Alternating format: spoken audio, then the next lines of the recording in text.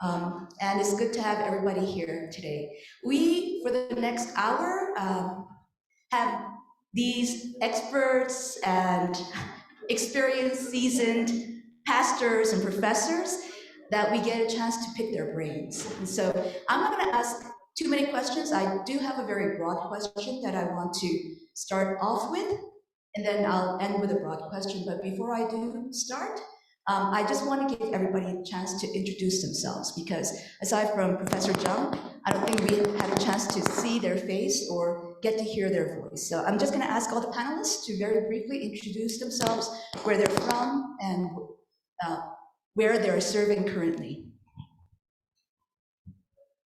Hello, everyone. My name is Wendy Tajima, and I am third generation Japanese American, born and raised in Pasadena, California, though I spent 30 years in the Bay Area and Hawaii before coming back. And I am on the staff of the Presbytery of San Gabriel. Hello, good to see you again this morning. I am Eunjoo Kim. I'm professor of homiletics and liturgics at Iliff School of Theology here in Denver. I am a first generation of Korean American. Hi everyone, I'm Jane Hong, and I'm strangely nervous. So I grew up, I was born in Brooklyn and I was raised in northern New Jersey. I grew up in a Korean immigrant church, like many folks here who are second gen. And I'm currently an associate professor of history at Occidental College in Los Angeles, where I currently live.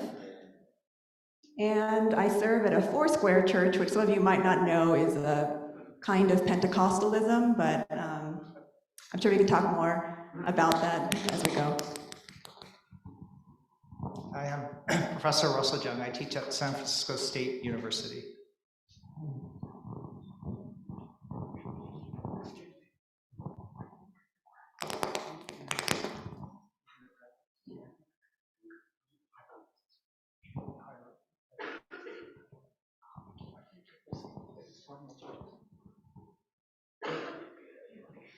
Thank you.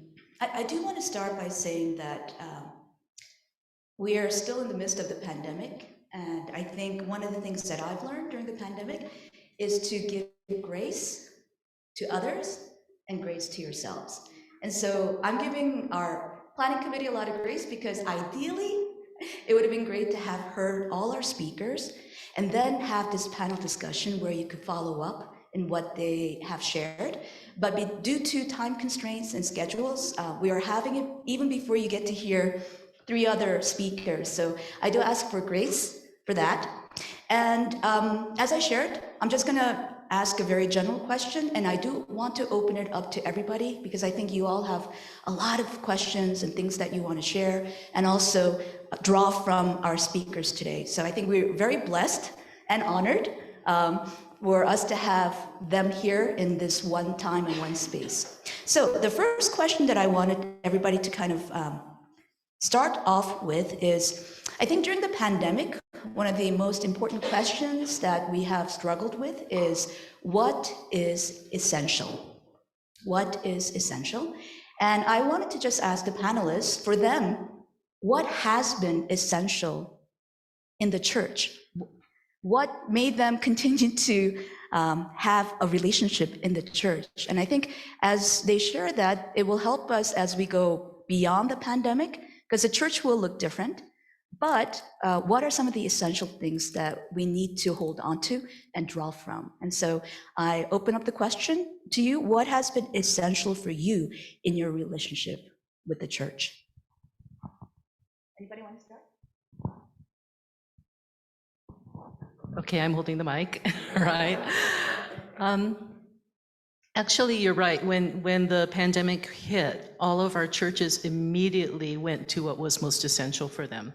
And it was quite remarkable how quickly they adjusted, and how all of the pastors, none of whom learned about technology in seminary, all of a sudden became televangelists overnight. And so the 2 things that became immediately clear was worship and pastoral care. And all of us Presbyterians, we know how important session meetings are and committee meetings. All that went out the window. Even the polity went out the window. It was worship and pastoral care. And then thirdly, then after they breathed a little bit, then it was how could they be of service to the community? For me personally, I have to say I have a long history with the church, and I think what's essential for me with the church is that God is probably the only more stubborn entity in the universe than I am.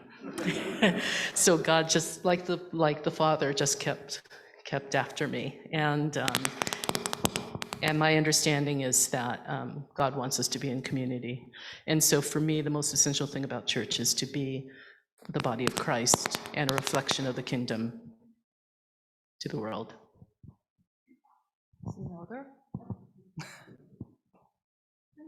Okay.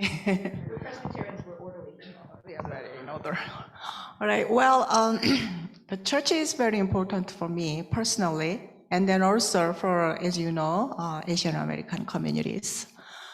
During the pandemic, I think it was a sort of a testing period for the church. So I am sure all of us have thought a lot, as the leaders of the church. So is this a kind of right business for us to do financially, and then also spiritually? And then perhaps most of you have thought, it's a time for me to give up the church because the pandemic is so serious. For me, I actually missed the family. All immigrants here in the US are lonely.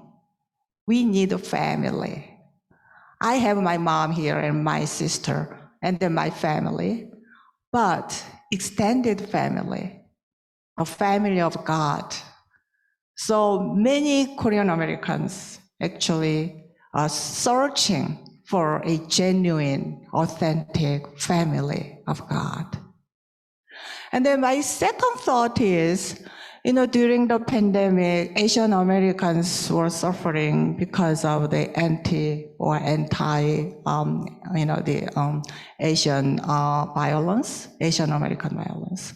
And then, as Dr. Jeung already shared last night, many Asian Americans are targets of naive and brutal racist people in the US.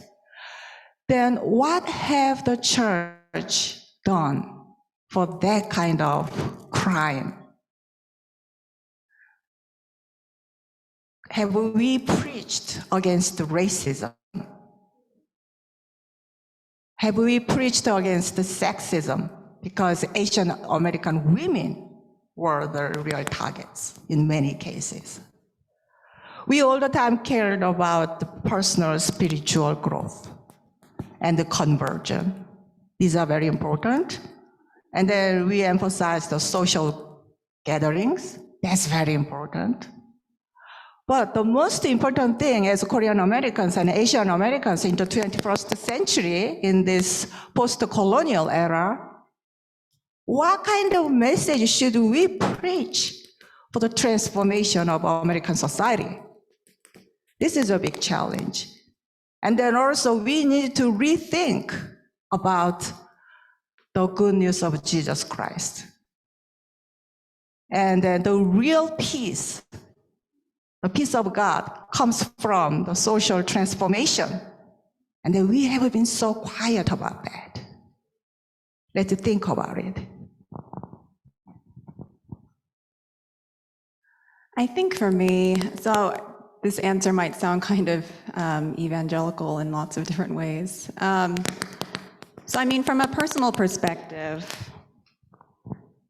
I think God's faithfulness has been really essential. And as I mentioned earlier, I grew up in the Korean immigrant church. And I think part of the reason I'm so nervous is that I'm not used to actually speaking in Korean American Christian settings.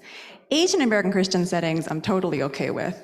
Russell and I have been on like multiple panels together in Asian American Christian settings, and I study Asian American history among other things. And so I'm really used to speaking to kind of more multi-ethnic audiences, and I'm even writing a book about Asian American evangelicalism. And I'm writing the book with the university press, but I'm writing it in large part for Christians, because I don't think a lot of folks know our history or even know that we have a history. And that's something I've been really convicted by. So I think, in doing research for this book, I've been talking to a lot of people, interviewing a lot of folks. Historians call this oral history. And just hearing stories of God's faithfulness to people has been incredibly encouraging to me. I have not set foot inside my multi-ethnic, majority white church since before the pandemic, because I actually had a baby right before the pandemic began. So I've been locked in my house with my daughter since early 2020. My husband and I we do online Zoom church sometimes, but I think what's really sustained me through this pandemic and has kind of kept God's faithfulness really at the top of my mind is hearing the stories of first generation Korean, second generation Korean American, as well as first, second, third, fourth, fifth Asian American folks, and the ways in which God has been faithful to folks from their different perspectives in their different struggles. I particularly have interviewed a number of first-gen Korean American women and Asian American women generally, and I've heard the stories of pain, and that's been something I've been very convicted by. I grew up in a church, actually, which is very unusual. I grew up in a church with a Korean woman pastor, which is very unusual. And my father passed away when I was young, so my mom was a single parent. So I always saw really strong female figures. And so I never thought patriarchy affected me until I had a baby. And also in the process of doing this research, talking to women and just hearing their stories of pain and rejection within the churches to which they dedicated and devoted so much of their time and lives, basically. And so, as much as, and I can speak more about, what I think about why second-gen Korean Americans leave the church, because I left the Korean American church at 18, my sister left at 20, my brother left at like 20, and I don't think any of us has ever gone back. I think there are lots of problems with the multi-ethnic majority white churches, which I can see very clearly. And so my husband, who's also Korean American, second gen, that's something we've been thinking a lot about for our, third generation Korean American daughter. Where is she going to go? How is she going to live? And a lot of you have children and grandchildren who are second, third generation, who are much older. My daughter's 2. So I guess we have some time to try to figure things out. But I'm happy to speak more about that experience as well. But I think, growing up in a Korean immigrant church, it was a very difficult experience.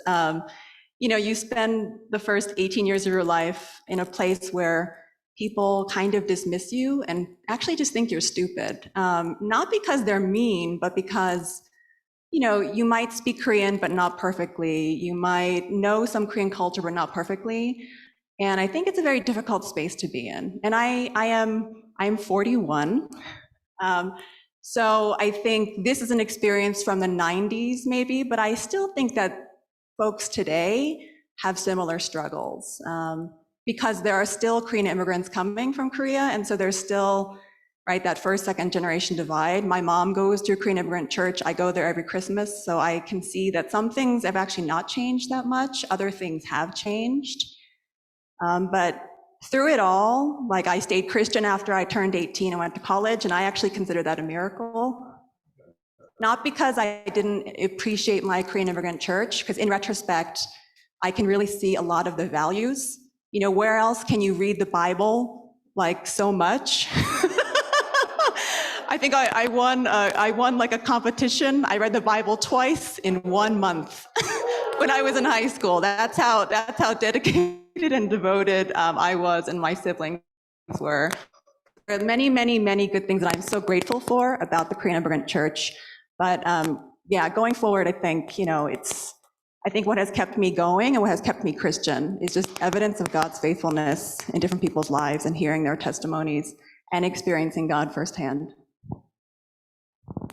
Okay, so the question is, what do we find essential in the church? And so Jane just talked about some of the painful aspects.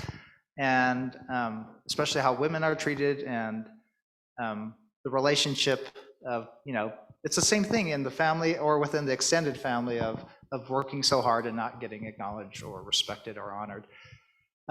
So I apologize for that on behalf of men, that it's wrong. For me, actually, but as a beneficiary of hierarchy and patriarchy and being seen as authority, the good side, right? So that is the negative side for which we have to confess and apologize and repent of as the church. But the positive side is that I think I see God really high. And so for me, corporate worship is essential. And for me, I see that's how we worship in Scripture. It's not an individualistic thing. And so we need to come together. We need to give God his due, or her due. But I still, I still have that hierarchical vision. I'm not worthy. We sang all those songs about we're not worthy to be before God. And I think that sense of hierarchy, that sense of how high, how awesome, how holy God is, I don't want to worship a God who's like me, right? And so, or anthropomorphized. So for me, I want to hold corporate worship as the purpose of the church. It's to give God the glory due. Personally, it's essential because I feel like church is like a 12-step program for me. I just come to church recognizing my neediness and brokenness, and I need to go to church for dispensation of grace. And that's, again, why I like communion so much. And that's why I like passing the peace. They're just physical ways for me to understand, despite my neediness and brokenness, I'm seen as a child of God, and part of the family. So, yeah, that's why I keep on going. And that's why Zoom church was so painful, because what's Zoom worship is weird. Right, let's try with we'll try with the wired. I don't know how to turn that off, so I think they turn it off there. So thank you so much. A lot of rich things to chew on and consider, but I know, as I said, that this time is for you. This is your chance to ask questions. And again, I apologize that you haven't heard the other speakers for you to kind of bounce off of, but I know that there were a couple of questions that people shared yesterday and today. So I would like to invite Pastor Pete, to ask your question. And he had like a 5-minute, like nuanced question. I said, no, do it in a minute. So we'll see if he does that. It won't be that long. Sorry. Thank you so much, Dr. Jeung, for so many things.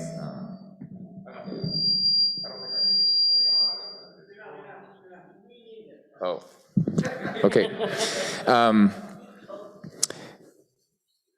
I'm so thankful for this morning's seminar, because I've experienced that in so many different ways. But I think what I was juggling and wrestling with last night is that as Korean Americans, I'm just specifically to Korean American second gen, is I think we feel as a foreigner in both our homes and in the world outside. And so it seems like the burden for us is to figure out how to be all that we're supposed to be as foreigners, to minister, to forgive, to reconcile, and do all those things. And I think the difficulty is that we feel this divide, and it almost feels like we have to do it everywhere we go. And so we have this lack of who are we wherever we go. Because at home, we have to be Korean and fully American all at the same time, and we're neither. We have to like Jane said, we have to know their language, know the culture, and if we don't, then we're stupid or not, what's wrong with you? But if we go to school and we don't study well enough, then it's what's wrong with you? You're not good at, so like, what are we supposed to be? In the outside world, you have the Anglo, love languages, all that kind of stuff. So, we want affection, we want affirmation. That's not a bad thing. And so we have this, we don't know where to go. We're all always be. So we're kind of this hybrid. And so I feel like maybe this is a Korean American thing, I don't think it is, but maybe it is that almost it feels like we have to be some sort of an enlightened, kind of like we have to understand all these things, and then to be able to, maximize the value, right? So, I appreciate how you're saying when we said, hey, can you give us some insight on how we do this? And you're like, I'm not there yet. I'm asking you to pray for me. But Dr. Jeung, just saying, it's like saying Kyrie Irving needs to go work on his jump shot versus I need to go work on my jump shot. It's a whole different level for the vast majority of people who need to appreciate all the stuff that's happening. And so I think the question overall is, how do we navigate if we don't have the skills? And if I'm, as a second gen pastor, I think if I'm just being honest, and I apologize if I'm speaking for everyone, I don't know if all of us have real, like understood how to appreciate the 5 love languages that as Asians we can get and all this other stuff in order to navigate it. Because the history of the Korean American church, as Jane has like understood, is that we have a lot of issues. And I feel like in many ways, if second gens understood this, we would be able to do better. But I feel like it's because we don't know where to be, how to be, and even appreciate what might be out there, so that we're just in hysteria all the time. I think at home, we don't know who we are. Out here, we don't know who we are. And then we just kind of, at home, we're told there's, at school, we're told there's no such thing as a stupid question, but at home, there's certainly such a thing as a stupid question. You got to be, and then how do we do that? And so would you be able to kind of help us to like break that down in a way that gives us like some steps to go? Because I think the information, while again, through my experience, I've experienced it a lot, I'm thankful. I think it can be very daunting. And we don't know where to start because that's not our experience. So, and I'm wondering if as we get through the generations, maybe it'll be better. I don't know, but I think that's kind of like, as a Korean American, I think that's kind of the thing that we feel is we're just nomads and we don't really know who we are wherever we go. So.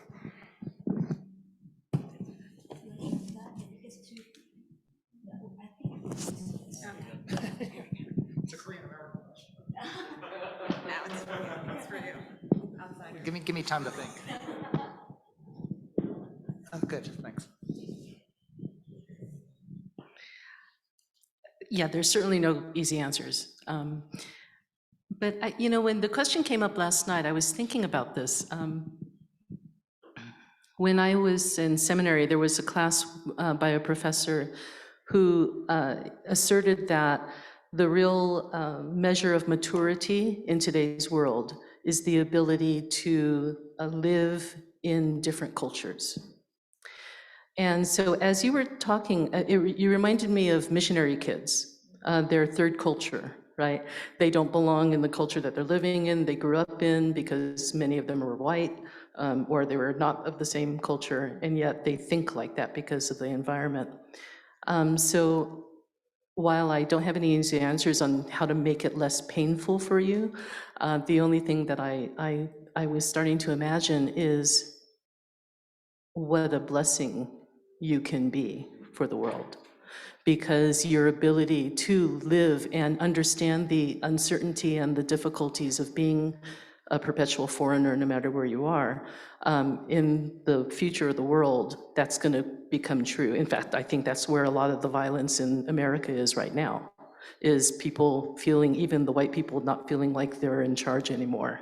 And so that kind of uncertainty and how you can live through that and share how your faith is helping to sustain you in spite of it could be a gift to others.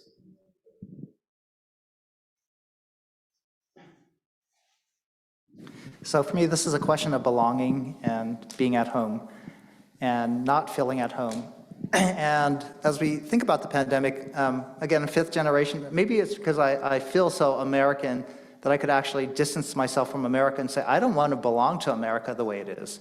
I think America's racist. I think America stole indigenous land and stole black labor. I think America mass incarcerates, mass detains, mass shoots Asians. Who wants to belong to that society, right?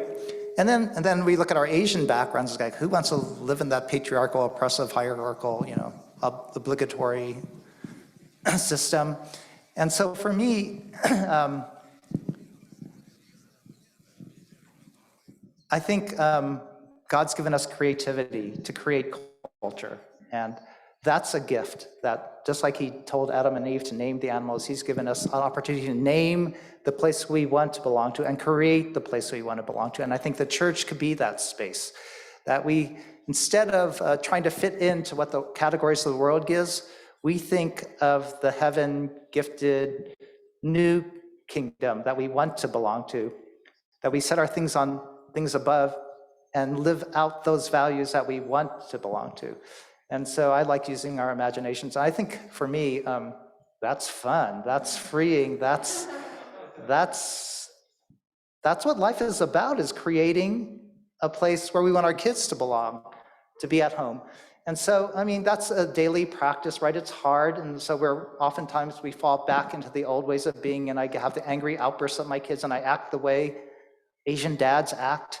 And I want to be a new Asian American dad and be that for everybody. So, yeah, you deal with the tension, you repent, and then you keep on moving forward with your imagination. So those are some of the skills. I think you are looking for skills. And I want you to feel free to dream, that's a skill. Feel free to create, that's a skill. Feel free to work with others to imagine together, and then create that subculture, that counterculture that I think we're called to be different.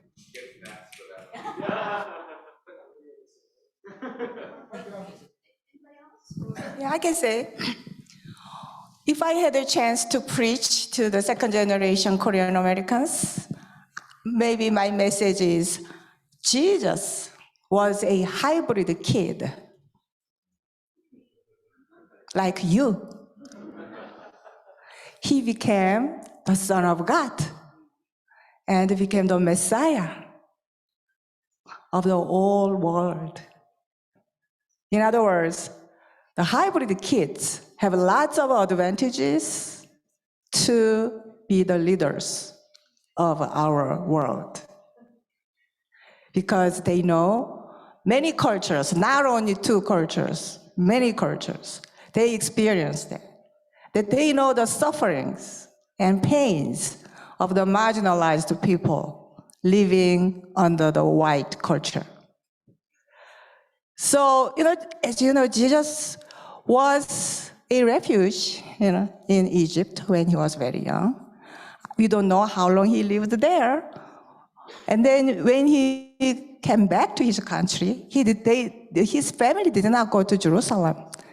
Instead, they lived in Galilee. Galilee is a very modern place, and then also very culturally diverse. But Jesus actually interacted with so many different people, particularly with the Samaritans, who were very much marginalized. So, Korean Americans, Asian Americans, you have lots of potential to be the leaders of the world. I have 2 children. My daughter is 32. And, she was born and raised in the Korean American church. She knows Korean culture and American culture very well. And then she eventually became a Spanish teacher because she is now interested in Hispanic culture. Well, she didn't have any problem to speak multi-languages. That's it. I didn't have worry about her identity.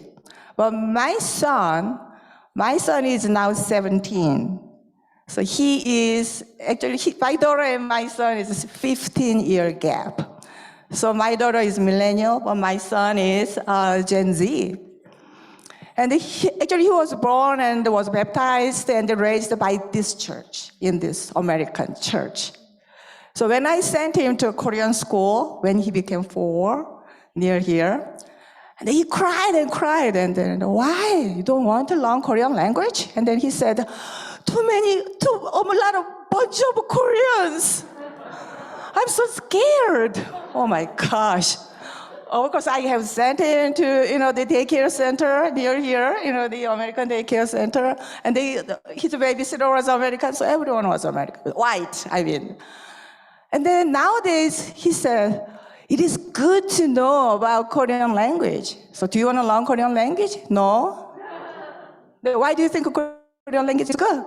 Because of esports. There are lots of excellent esports players, in Korea. I want to go to Korea and then learn in a college like that. So cultural diversity and then cultural fluence. So be proud of, your identity.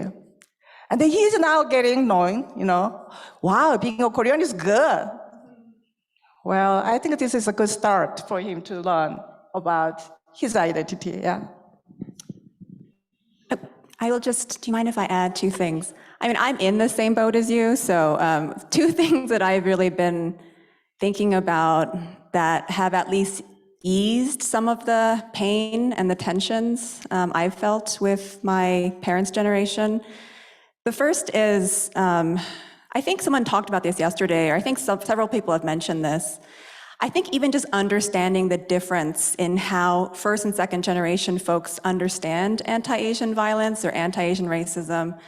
Like one of the most, I think, helpful conversations I had with my 시어머니, 시아버지, right, my in-laws, and then my mom, was like to explain and to have them understand like that the reason why it hurts so much is that like this is the only country, you know, this is like, in theory, I am very proud of being Korean American. I am like 100% proud. My husband and I are teaching our daughter Korean as much as we can. I mean, we're like, you know, true Korean Americans, but like I am also, I love this country. I love this country so much. My profession is to study this country's history. That's how much I love this country. And so when this country rejects you, right, it's a different feeling because for Korean Americans, this is your country. And so if your country rejects you, where are you supposed to go? Right, because it's true, part of me thought during the pandemic, let's escape to Korea, but then, you know, it's possible for a short time, but, you know, that's not necessarily home if you were born and raised here like I was and like my husband was. But then, you know, from my perspective, when I see my 시어머니, 시아버지, my in-laws, my mom, in some ways I'm jealous because they have a very firm identity. They know they're Korean. My mom immigrated in 1975 with my father. My mom was a nurse. They came to New York City, and like 30, how many years later? 46 years, I'm sorry, I can't do math. 46 years later, you know, she still knows she's Korean. So there's something I actually envy about that. So if she experiences anti-Asian racism, it hurts, but it's not the same because she still firmly knows she's Korean. So it is a different, and I think several people have talked about this in different ways, but that really, having my in-laws and my mom understand that helped me so much because this has been such a painful time. And I'm a historian. I was not as busy as Russell during the pandemic, but historians who study Asian immigration were also inundated. So I was doing like interviews left and right after the Atlanta shootings, basically like phone calls with reporters where they're like, can you please teach me Asian American history in 15 minutes, right? And so I had so many of those conversations. And they were really important. I was glad to do it in some ways, but it's because the second lesson is, and this is something I've thought a lot about during the pandemic, like for a certain period of time, mainstream media cared about Asian Americans. And once in a while now, you'll see some stories about anti-Asian violence. It's dissipated. Russell and I were talking about this. It's dissipated somewhat, at least within media, although I think in other sectors, there's still a lot of interest. And so something I really think a lot about, because I'm a US historian. So my job is 20th century US history. Like I studied diplomatic history at Harvard. I did US Korea relations. I did US Asia relations. But at the end of the day, like I am in US history. And so something I've always struggled with is how do I make my research interesting or legible to white historians, because white historians are the folks who are making job decisions, deciding what books get published, who gets hired where, and whose research matters or doesn't matter. And usually Asian immigration, it's kind of important depending on how you frame it. So it's important if it's about foreign policy, which is my first book, Immigration as Foreign Policy. That's how you make it legible to white historians. But something I've been thinking a lot about is, like as an Asian American, as a Korean American, like I make a conscious choice now to value, like no matter what other folks, white folks, other folks think about, you know, what I research, my community, I'm still gonna choose to value my community.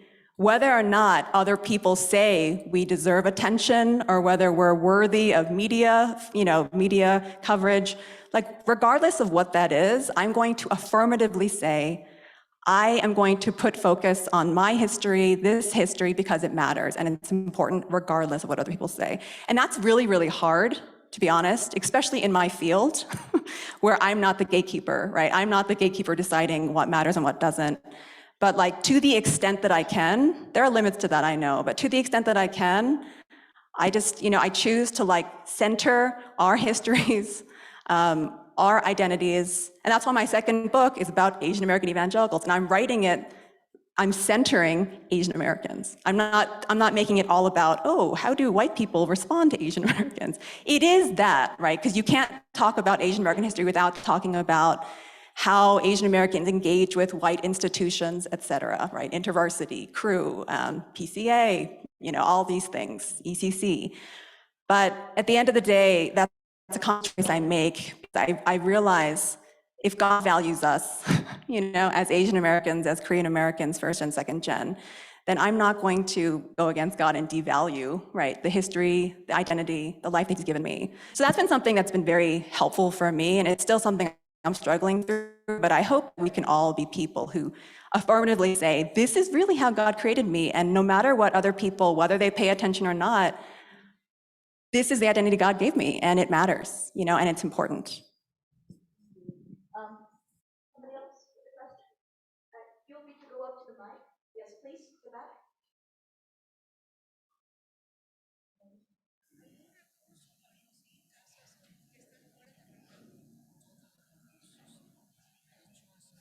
I got a hoarse voice because of allergy, but I am Elder Young from Chicago. I'm the person belonging to that 57-year-old Korean Presbyterian Church.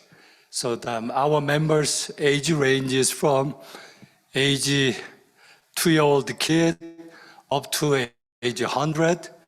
We are full of people. About 50% of our membership is more than age 60 plus. My question is that some of you are historian, some of you are attending Korean church, or some of the second generation pastors are here, or first generation pastor. I'm a first generation. I'm 65. I came to USA at 27 as a foreign student to get my MBA degree. So I'm serving the church, but real challenge is that we are facing the problem as a first generation Korean.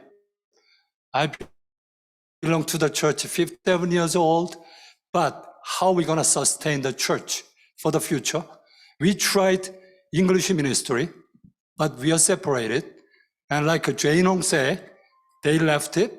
They were very loyal when the parents are there, but once they are on their own, they left it. Some people go to American church. Some people just left the church. So real challenge is that how are we going to continue? The Korean population or Asian population is aging inside the church. Then we will perish like other European immigration church, or when you think about it from historical viewpoint or immigration viewpoint, if you guys can make any suggestion to the pastors here or to the elders here, how to continue. That even Jane Hong mentioned that there's a problem when you attend multicultural churches too. There's other ethnic group mingled, Chinese, Korean, Filipino, Mexican, all kinds. All right, so you experience everything. So if any one of you can come up with some suggestion, a direction, where should we focus to continue as a church, as an Asian church, and how to mingle with Americans? Because I knew that some of the second generation Asian pastors who are not bilingual, they're totally Americanized, serving the American congregation, versus some of the second generation Korean here who are bilingual, coming to the Korean group, servicing the Korean church. So in that regard, I came to this meeting to the expectation that some of you will give us some direction of what we have to do aside from pandemic, how to continue as a Korean or Asian Christians in this country. Thank you. It's an easy lift, right? We want the answers now. Anybody want to take a stab? And again, from your experience, right? Because we want to hear your story. So from the generations that have come before you, maybe you could give us some kernels here and there. I can start just with a few things I've heard in my many, many interviews with pastors, because I do actually think that second-gen pastors here probably know better than even academics, or I think there's a conversation to be had, right? So where I think pastors on the ground have a lot of insight. Things that I've heard, I mean, so for me personally, as I mentioned, I don't know, I mean, it's hard, right? It's hard growing up in a Korean immigrant church when you just kind of feel very out of it, like you don't feel like you belong and people don't really pay attention. I don't know. So in things that I think a lot of it is personal pain, which I think I understand. Things that I've heard in interviews with pastors, you know, in the LA area in particular, across denominations. One thing I heard from several pastors was that, you know, second-gen Korean Americans, they didn't want to be treated like children anymore. And so it was really difficult, you know, depending on the church structure, sometimes there's a KM and an EM, you know, I'm at least 3 or 4 pastors. It was just a really big challenge for the EM because until they were like 50 or 55, they were still being treated like children, like the English ministry, and it's like the children's ministry in some ways. I don't know if that's fully true because my church growing up was very small, so we didn't have KM/EM. I just had to listen to everything in Korean, so I know all the Korean church words. 영광, 권리, 능력, 경배, like all of those things. I remember them very clearly. I mean, when I think about what the kind of church I want for my daughter, because I do think my husband and I are actually open to going back to, I don't know, a Korean American church, you know, and many years later, I just want a place where, you know, I want a place where folks acknowledge our Koreanness and don't whitewash like the sermons or whitewash the worship, because I've seen a lot of that too. I mean, as I mentioned, I know the problems. Russell actually studies this in more depth than I do, but the problems of multi-ethnic churches, you know, there are so many, because oftentimes multi-ethnic churches basically parade as, they're basically white majority churches, and they function like my current church, which I don't love, you know, is basically, it's a white majority church, right? We chose a church because we wanted a local church instead of driving like halfway across LA. So we decided to go to a local church. My husband likes it, but we both have issues. We think one of our pastors is like a closet racist, which I think is true. So I mean, these are real issues. And after 2016, the presidential election of Donald Trump, we actually left our previous church, which was also a multi-ethnic white majority church. I call it multi-ethnic because in theory it's supposed to be. Okay. Yeah, so there are majority white culture churches. And so I see the problems of those also. But like when I think about my daughter, I would love for her to be in a place where, you know, people really talk about like the Koreanness, the Korean Americanness, and really think through like theology, think about like why we do the things that we do, like to have a contextualized theology. That's what theologians and scholars call it, right? I'm a historian, so we don't necessarily use this language. We just call it like, you know, I don't know, I guess contextualized. But that's something that, you know, I am open to now, many years later, but it's taken me a long time to get here. And I think, again, a lot of it's because of the pain that kids growing up in the church experience, just of years. Like I said, my siblings and I were 100% in. I was at church Friday, Saturday, Sunday. I went to 새벽기도, I went to 초대학기도. I did everything, right? I did all the retreats. I was president of my youth group. I was like super Christian throughout high school. And somehow I stayed Christian in college, but then I went to a vineyard church. I joined Campus Crusade at Yale, which was like multi-ethnic, but majority Asian, strangely. So I mean, and I've stayed Christian in large part, I think, because of just experiencing God's faithfulness in my own life and seeing his faithfulness in other people's lives.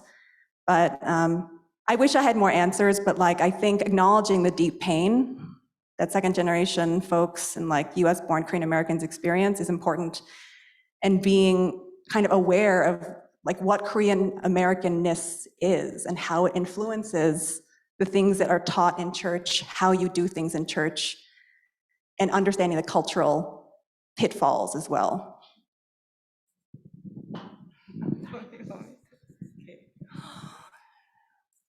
There is a Korean church near my house. It's a Methodist church. And whenever I have Korean friends or relatives from Korea, and I take them to the church. And these days, I often go there because my mom sometimes attends that church. The church is predominantly female-oriented. most of them, it's a small church, about 40 people. And then about 35 are women, yes. And what I learned was, their spouses are Americans. And spouses just to come twice a year, Easter and Christmas. And other days, only, wives come. Because the church is, run by a first generation Korean pastor, and then the worship service is only in Korean. One day, when I went there, I was very surprised. The whole worship was bilingual, from the beginning to the end. And then they just, shoot it, the screen in English, all words translated into English. I was so amazed. And then I thought, wow, I can bring my son. And it was very interesting. And then after worship, I talked to the pastor, and then he said, today, my son-in-law visited my church for the first time. He's a Chinese American. So I had to translate all this for him. Wow, what a blessing for you. And then why don't you think all your congregation members' husbands are your brothers-in-law? Yeah, this is one of the ways we can think about how we, Korean American churches, they can be more inclusive. Think about your worship services. What are you doing? Who is your target audience? Expand your vision. Then think about how you can change your worship and sermon, and how much is inclusive. Yeah, so I have tons of things to share, but now I'm going to give this mic. I don't know, if you start inviting Chinese Americans, that's a slippery slope down, and you got to be careful with that. Actually, I'm really struck by the question of sustaining the immigrant church or a generational church. And I think it's the hard question that we're here this symposium for. And I'm actually taking a step back. I think most American churches are going to be one-generation churches. So that's the broader context. Every church, not just Korean church, not just ethnic churches, are destined to be single ethnic churches. We're not retaining our young people. And even if the way we're doing youth ministry is it's so segmented, right? It's so marketed, is that young people are just going to go to what they want to go to. Sorry, Jane. But, and so the way we view church is that it's for us, and we're going to church shop until we find the church that meets our individual needs, right? We see church as a supplier of religious goods. We're the customer, and that's why the church is declining, right? Because if the mega church doesn't serve them, then they just leave. So we're sort of fickle customers now, and that's the broader society.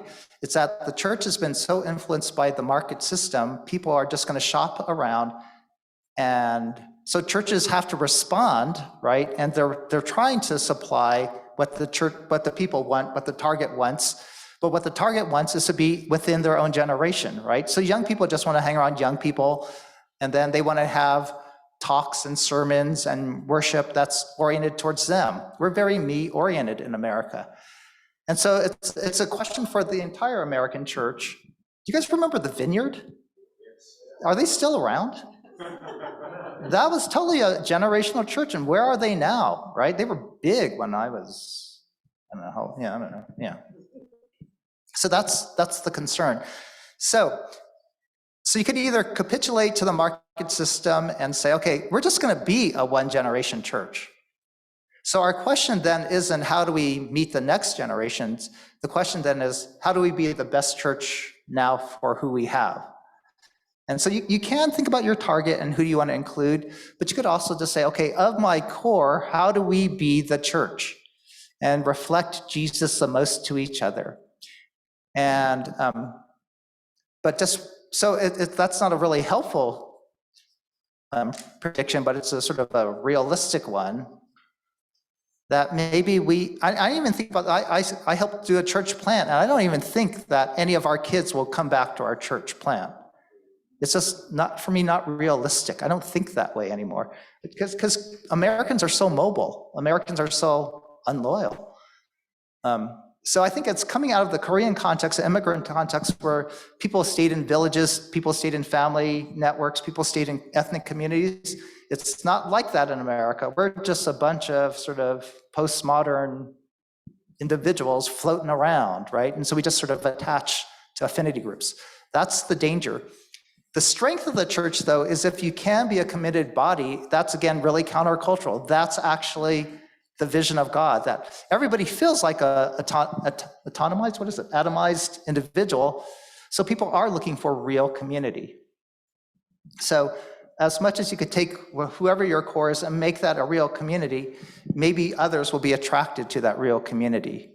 And not necessarily because of your teachings or your creed or your name, but actually by your practices and by your rituals. So I think, again, for millennials and younger generations, they don't care so much about the teachings as they care about the rituals and the practices that are real and authentic and embodied, that demonstrate your values. So again, if you care about the next generation, millennials, Gen Z, they care about values and rituals more than they care about teachings and creeds or denominations. So, but then I think that's an Asian way of being, that the way we do our faith is by doing it and living it out rather than just by rehearsing teachings.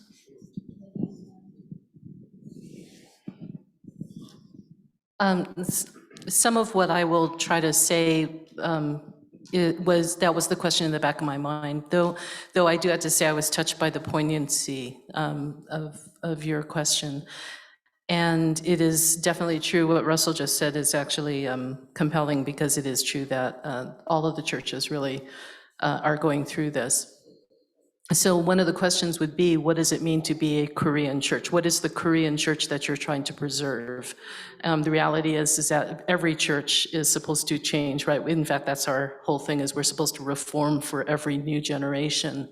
And so if you are hoping for the glory days of when you had humongous churches and everybody was speaking Korean and you had these great revivals, that's probably not going to happen.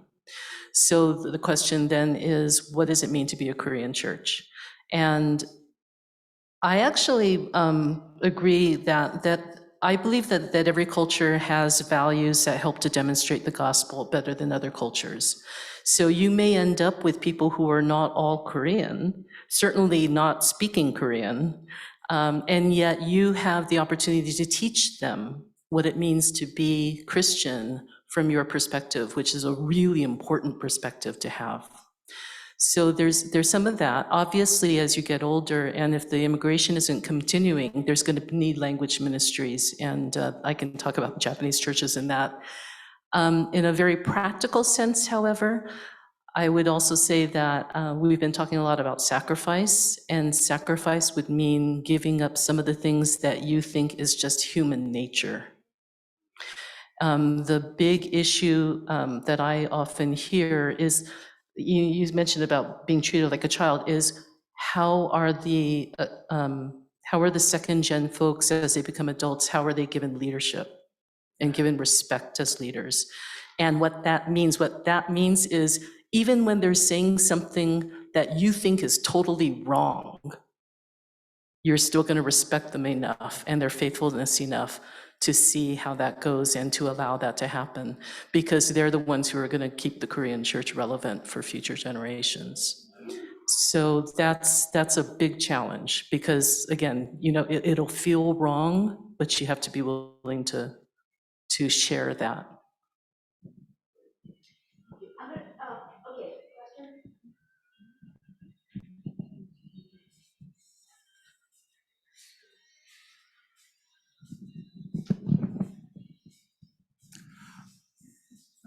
In my graduating sermon, I said, I'm leaving seminary with more questions than answers.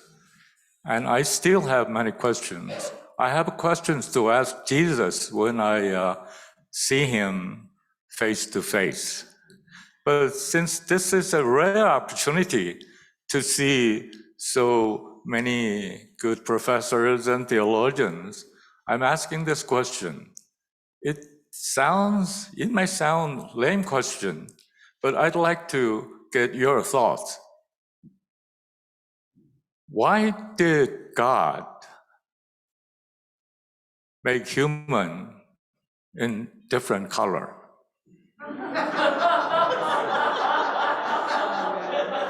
You know, in my classroom, there was a Chinese student from China, and she joked like this: God baked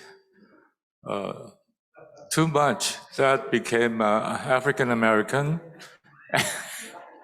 and too little because they became white, but God baked perfectly good, it became Asian. You know what? The white student, they hate it. So sorry, but I'd like to hear your thoughts.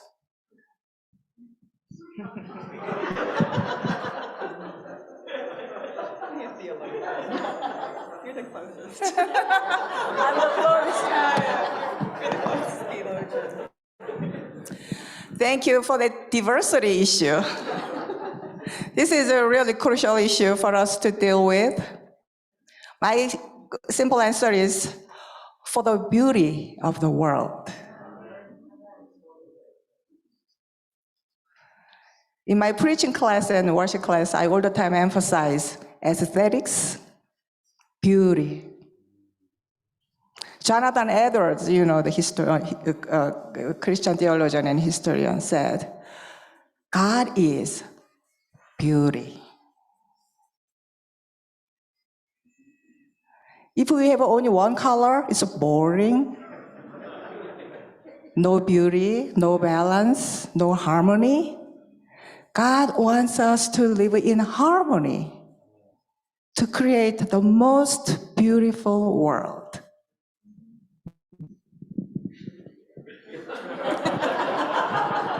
Yeah, I can't beat that. So God wants beauty. I think he's fun. You know, God, it's sort of God's sense of humor. It's like, let's make people look different and see how they treat each other and how do they. So I think it's true. Yeah, it's God's design of creativity, of beauty, of joy, of fun. And so I think we all reflect parts of God's full counsel, and so it's a way for us to see him in different ways.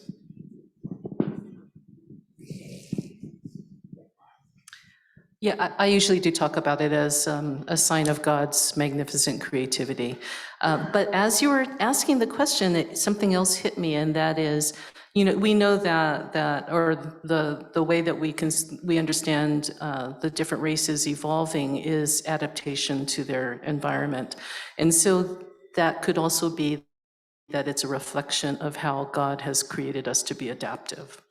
And so that's part of the resilience that we have within us, even though sometimes it doesn't feel like it and it can be painful, but we can be resilient and we can understand our context. Pastor Don, will be the last question. I'm so sorry. I would love to have this go on for 5 hours, but if you have a schedule, so I invite Pastor Don, and after that, answering, and I will just end with my last question.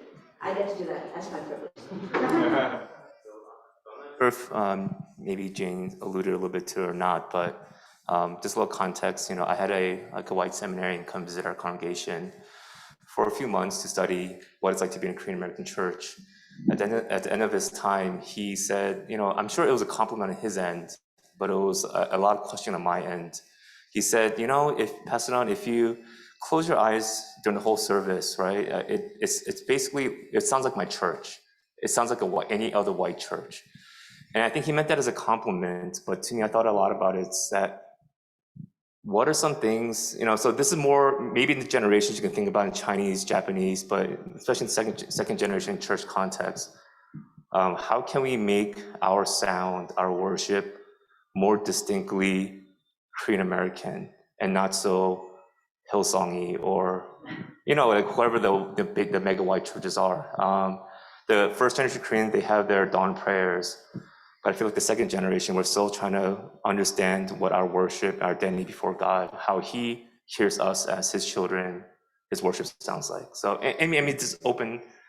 I don't need answers, but I think we're trying to figure it out. What is the second generation worship, the color, the sound? What is the beauty in our worship to God?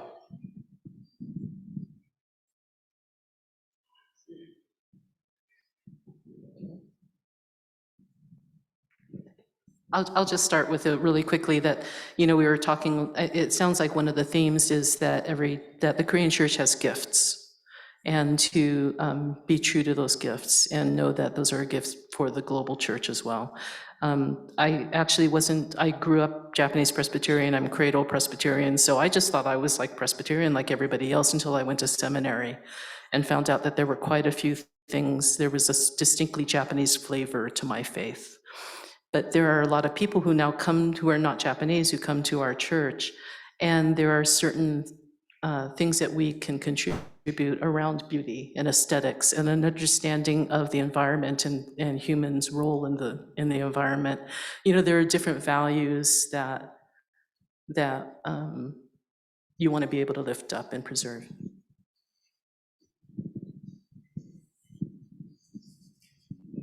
I think if you're coming together in a Korean American space, it's a great opportunity, right? And so to just have a visitor leave and say, oh, it's just like a white church is sort of a lost opportunity. Because you've heard so many issues that Korean Americans deal with, race, the cultural issues, the family issues. Why aren't we dealing with them from the pulpit and in worship, right? Repenting, confessing, celebrating.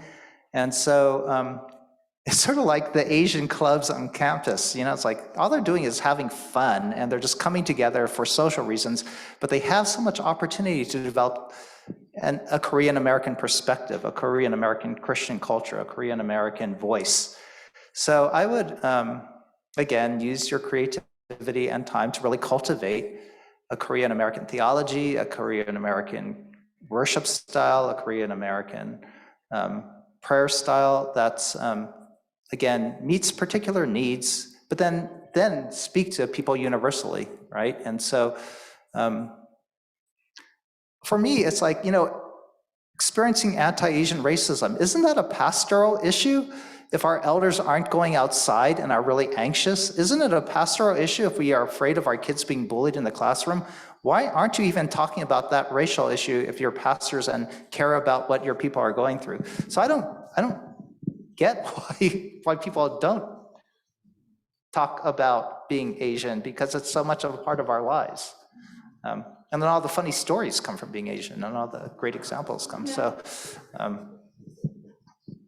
I just think it's a rich resource for us to understand God, to meet God, and to live out our discipleship. So it takes more energy to cultivate it. I mean, you could do the easier thing and do the Costco church, but I think it's more rich if you take the time to cultivate. I mean, I think there is something distinct about Korean American Christianity, and even being in this space and doing worship, it's like, oh, I know this. Like it, it feels different. And I think Korean Americans generally think of themselves as distinct from everyone, and I understand that because I am Korean American, and you're like, this is indoctrinated in you. The thing is, there is something distinct about being Korean American, particularly second generation Korean American. And maybe one thing I'm going to talk about later in my seminar, I think part of it is knowing like our history, which is different from the history of kind of first gen Korean immigrants, and also being able to engage in society differently. I think Russell, you talked about this, several other folks talked about this. I'm going to say second gen. I know there are third gen and fourth gen Korean Americans, but I'm going to focus on second gen since that's a lot of folks here. But second gen do have privileges, right? And we also have the option, we're not fully accepted by the society, but many of us can vote. Many of us have like professional jobs. Many of us have nice degrees, and we speak English fluently. And I think that, you know, I would argue that also gives us a different kind of responsibility to engage in society. And that's basically why I'm writing my second book. It wasn't like the plan to write the second book, but it's because like I really think, you know, someone like me, you know, my husband and I, we like have a nice life in lots of different ways, but it's like our history is complicated. And with the Atlanta shooting in March of this year, there was so much conversation about these Korean women, and I think there are lots of things that lots of Korean folks wanted to shy away from, like the connections to sex trafficking, the connections to red light districts in Korea. And these are things that historians and scholars talk about all the time. It's just like, oh yeah, let's talk about this, because it's painful for a lot of people, and a lot of the scholars doing this work actually are Korean American, right, second gen oftentimes. But these are things that scholars just we just accept this as a matter of fact, like this is part of the history. But, you know, I know it's really painful for first generation. Like my mom did not want to talk about that with me, and I understand because it's very close in lots of different ways. But for second gen, there's a little bit of distance, and there's also a lot of privilege. Like I'm a professor, I have these like fancy graduate degrees, and so it's like from my position, I can talk about these things in a different way. And as a Christian, it's like God calls us to care about like the oppressed and the poor, even if they belong to our community, even if we don't want to associate with them. And so I think second generation Korean Americans have a lot more freedom to do things like that, to think about like how to engage in society. And I know I've heard this from several folks, you know, even with vigils after the Atlanta shootings, I know some second generation Korean Americans were much more willing to participate in vigils and like demonstrations. The Asian American Christian Collaborative that Russell mentioned yesterday, a lot of second gen Korean Americans. I mean, Ray Chang is a second generation Korean American, his wife too. I mean, so there is a way in which we can engage, but I know a lot of first gen Koreans didn't necessarily come to those same events. And so I think there's a way in which we relate to US society differently. But I think that's something we should acknowledge and challenge, you know, challenge folks like my mom, like, hey, Oma, why don't you come to this?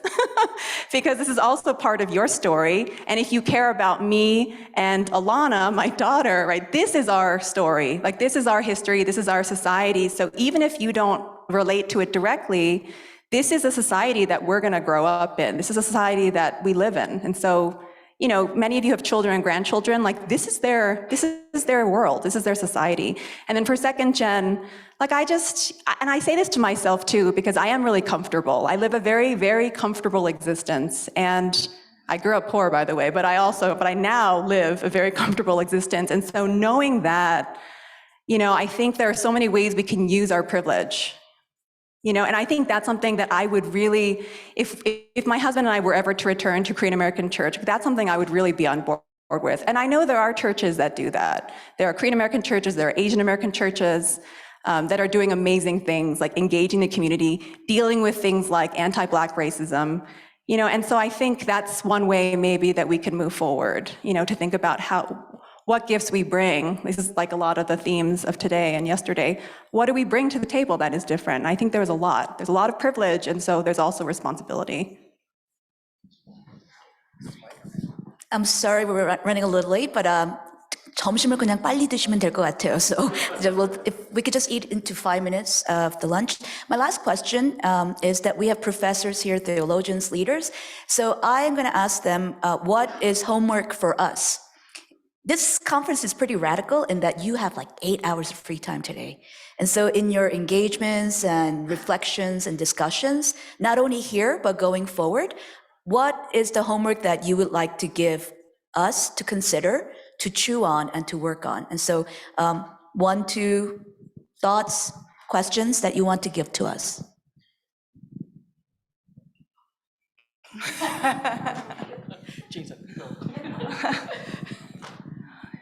Think about your church. What is it like? A shelter? Refugee center? Nursing home?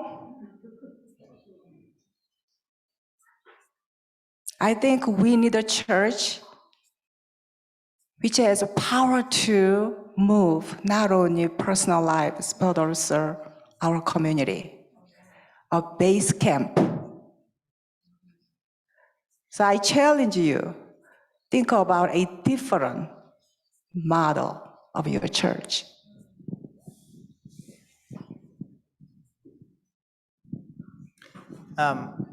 Here's a different kind of homework. This is more for second gen. It's the role of technology in your church and in our people's lives. As young people grow up in a digital age, it totally again transforms relationships. It transforms how we see ourselves. It transforms how we do church. And so I think phones are really evil, but I'm, addicted. And so, and I bet a lot of people are. And so the question is, what's the impact of screens on your kids, how they do church, how they see God, how they can even focus, right? Because we're so ADHD with phones. And so because we just came out of Zoom church. So it's really interesting social impact of how do we mediate and relate to God through devices and screens. And I think it's both a temptation and an opportunity. And that has nothing to do with being Korean necessarily, but it's about, it's again, it shapes, the algorithms are really dangerous. And so be careful. I think for me, I hope I'm understanding the question correctly. Just final questions or thoughts? What do you want them to consider and pick out to work on going forward? One thing that I really am very committed to is, I want to be a thoughtful, informed Christian. Like someone who at least knows the basics of the society and the history that we live in.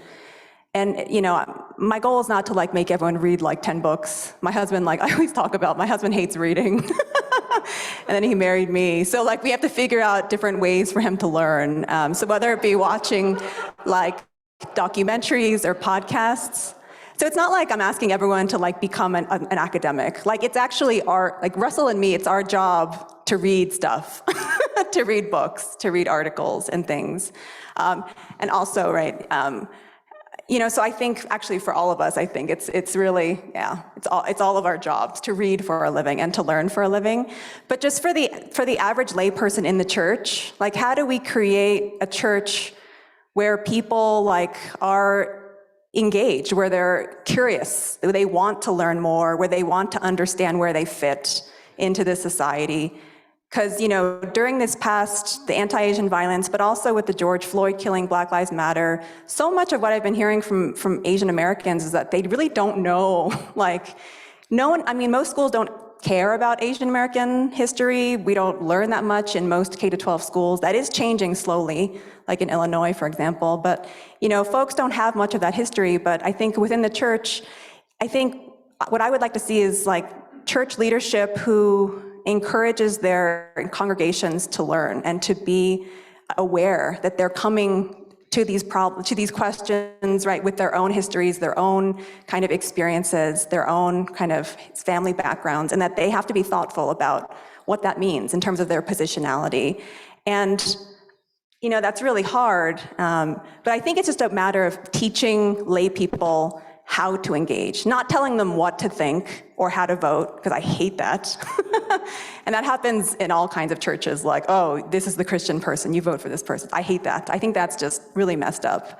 But I think that church leaders can teach lay people how, right? How to think about issues, how do Christians relate to society? And I know this is the work that seminary professors do all the time. Yes, every single day.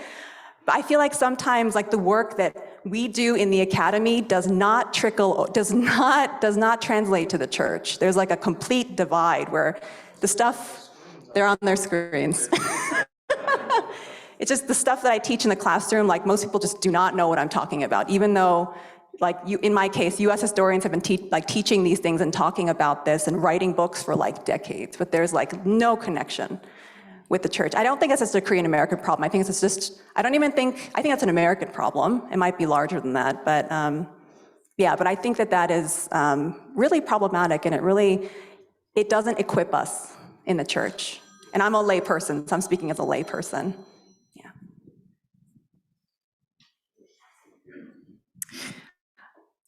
One thing that I always say is, as a Japanese person, I have no right to talk to Koreans about anything.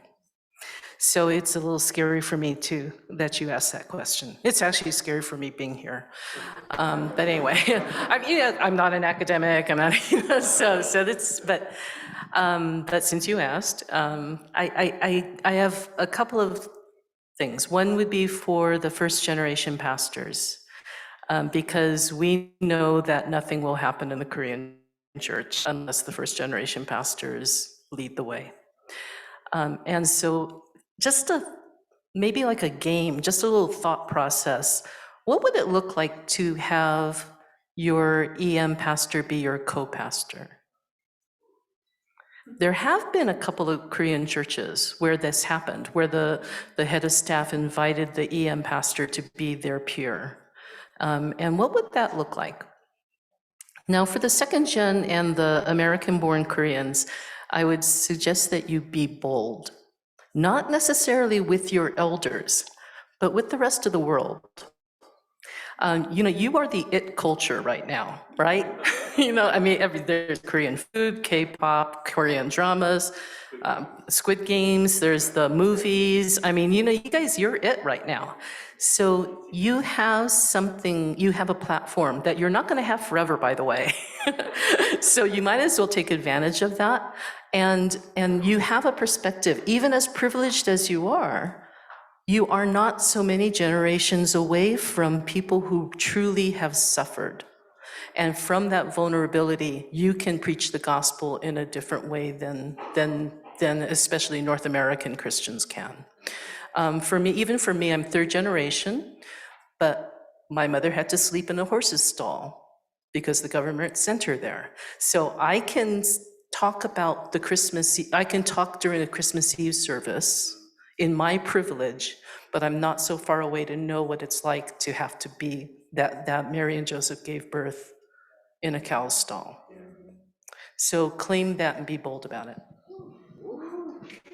I want to thank the panelists. Could we give them our gratitude?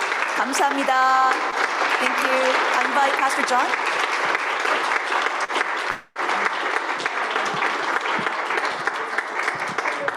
So before we break for lunch, there's a special person that I'm going to introduce who's going to come up and talk for about 2 or 3 minutes, he promised me. So today's lunch is being sponsored by Presbyterian Foundation, which is one of the agencies of the PCUSA. And not too many Korean churches know much about it. And they don't take advantage of the services that the foundation provides. So out in the lobby, there's booklets that are in Korean and things like that. But a good friend of mine who we did CPE together back in Austin, Texas, works for the foundation that oversees this region. And he helped us get grant from the foundation for the lunch and such. So I want to invite Reverend Joseph Moore to come up and give a quick talk about the foundation. And if you could also pray for lunch, that would be great. Thank you. Thanks. Thank you. I realize I am the only thing keeping you from lunch. And I've been a pastor long enough to know that is a dangerous place to be. So I will be incredibly brief. One, it is a privilege for the foundation to support the symposium. We are grateful for the opportunity that John asked. We are just, it's a treat for us to have any part in the amazing conversation and work that you all are engaged in here in Denver.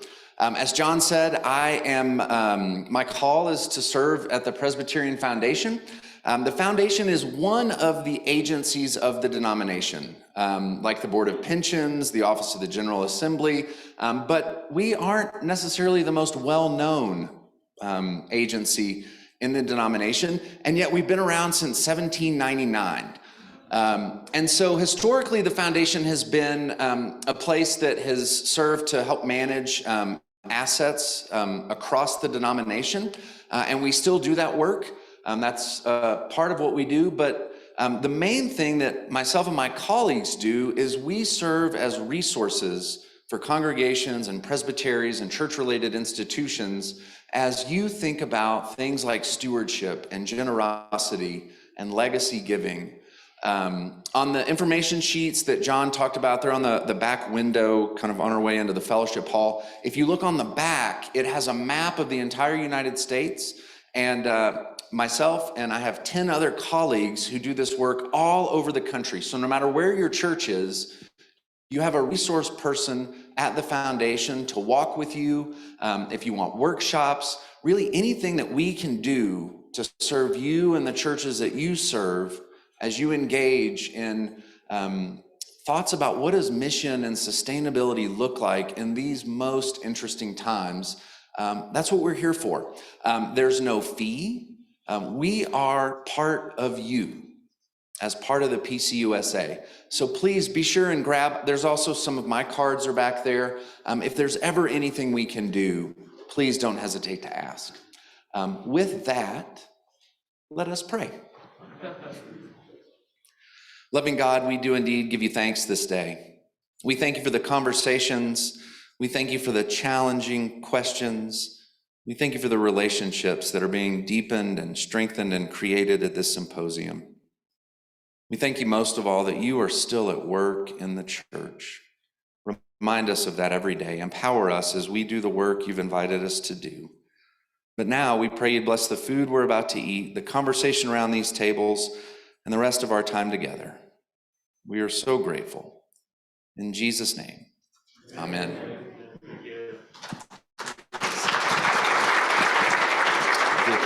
So as you head into the